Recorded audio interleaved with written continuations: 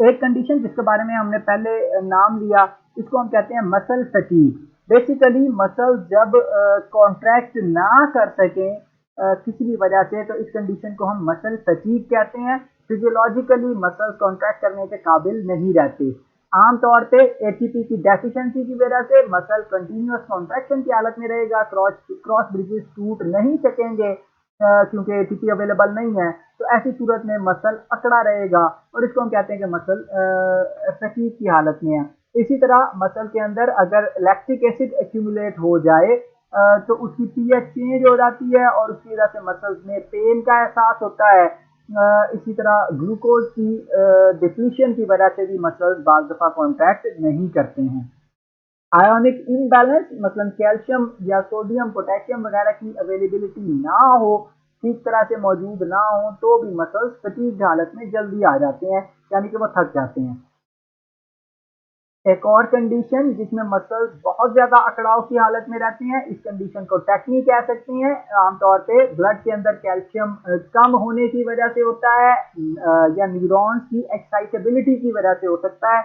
यानी कि न्यूरॉन्स बगैर ब्रेन के सिग्नल के ही बिला वजह एक्साइट हो जाते हैं और वो मसल्स को कॉन्ट्रैक्ट करने को कहते हैं।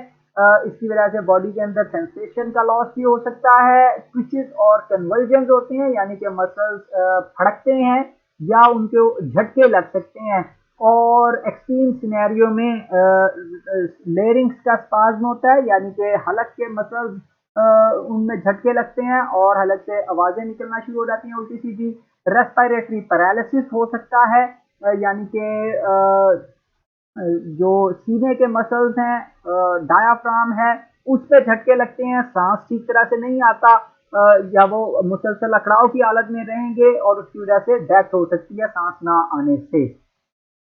इसी तरह एक और कंडीशन मसल क्रैम्प कहलाती है। ये भी बेसिकली किसी मसल की टेक्निक कंट्रैक्शन होती है कि मसल मुकम्मल तौर पे अकड़ जाता है किसी वक्त, और ये चंद सेकंड के लिए भी हो सकती है और कई घंटे के लिए भी हो सकती है। अगर चंद सेकंड के लिए होगी तो उसको कहते हैं कि जी नस पे नस चढ़ गई है, और अगर ज्यादा लंबे अरसे तक मसल अकड़ाव की हालत में रहे तो उसको फिर हम कहते हैं कि जी पट्ठा अकड़ गया किसी का।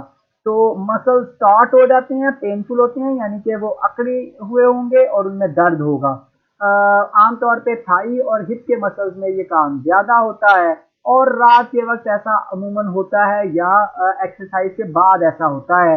वजूहात मुख्तलिफ हो सकती हैं, मसलन ब्लड के अंदर शुगर कम हो या इलेक्ट्रोलाइट्स की डिप्लीशन हो, यानी कि साल्ट या आयंस ब्लड के अंदर कम हो जाएं। इसी तरह डिहाइड्रेशन पानी की कमी की वजह से हो सकता है, या स्पाइनल कॉर्ड या न्यूरॉन्स के किसी प्रॉब्लम की वजह से, उनकी इरेटिबिलिटी की वजह से हो सकता है। एक और बीमारी जो मस्कुलर या स्केलेटल सिस्टम के साथ एसोसिएटेड है, इसको टेटनस कहते हैं। ये एक एक्यूट इंफेक्शियस डिसीज है।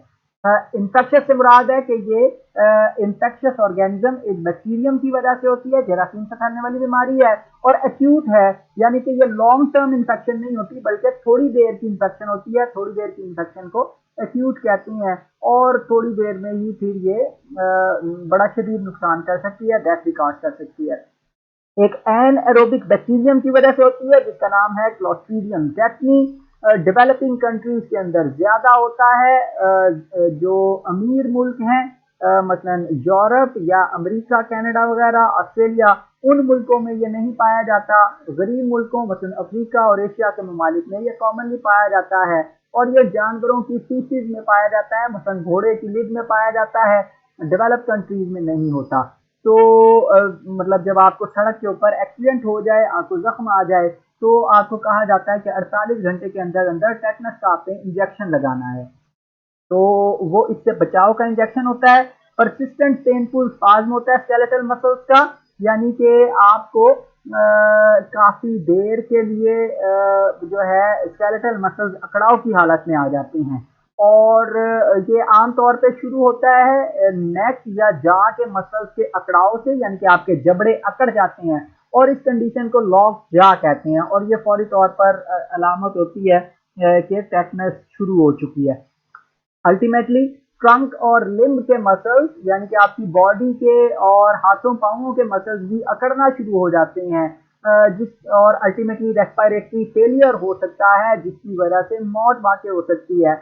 40% केसेस में जिन लोगों को ये इन्फेक्शन होती है उनमें से 40% लोग मर जाते हैं। लिहाजा ये इंतहाई खतरनाक बीमारी है। और टेटनस का एंटीटॉक्सिन फिर लगाया जाता है जब अंदेशा हो आपको टेटनस होने का, यानी कि आपको सड़क पे जख्म आ जाए तो आपको वो टेटनस का इंजेक्शन लगाया जाता है, जिसके अंदर बेसिकली एंटीबॉडीज होती हैं जो टेटनस के टॉक्सिन और बैक्टीरियम को खत्म कर सकती हैं।